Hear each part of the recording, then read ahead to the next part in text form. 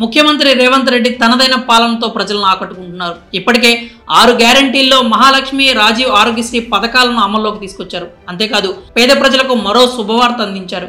ఎంతో కాలంగా తెలంగాణలో ఎదురు చూస్తున్న కొత్త రేషన్ కార్డుల కోసం దరఖాస్తు చేయాలని చూస్తున్న వారికి గుడ్ న్యూస్ చెప్పారు. ప్రస్తుతం రాష్ట్ర వ్యాప్తంగా 89,98,000 రేషన్ కార్డులు ఉన్నాయి. వీటిలో జాతీయ ఆహార భద్రత చట్టం కింద జారీ అయిన కార్డులు 54,39,000 ఉన్నాయి.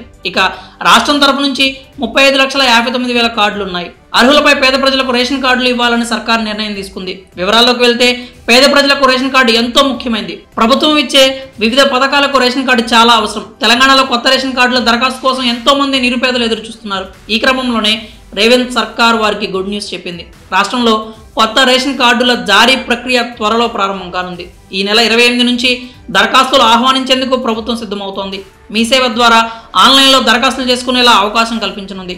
గతంలో రేషన్ కార్డు జారీ విషయంలో అవకతవకలు జరిగాయని, ఉన్నత కుటుంబీకులు, ఉద్యోగస్తులు సైతం రేషన్ కార్డులకు దరఖాస్తులు చేసుకున్నారని తెలిపింది. ఈ నేపథ్యంలోనే అర్హుల ఎంపిక ప్రక్రియ క్షేత్రస్థాయిలో చేపట్టేందుకు ప్రణాళిక సిద్ధం చేస్తున్నట్లు తెలిపింది. ఆన్లైన్లో అవసరమైన పత్రాలతో దరఖాస్తు చేసిన తర్వాత వీటి పరిశీలన ఉంటుందని, అర్హుల ఎంపిక ప్రక్రియ గ్రామాల్లో గ్రామ సభలు, నగరాల్లో, పట్టణాల్లో బస్తీ సభల ద్వారా ఎంపిక జరుగుతుందని పౌర సరఫరాల శాఖ వర్గాలు తెలిపాయి.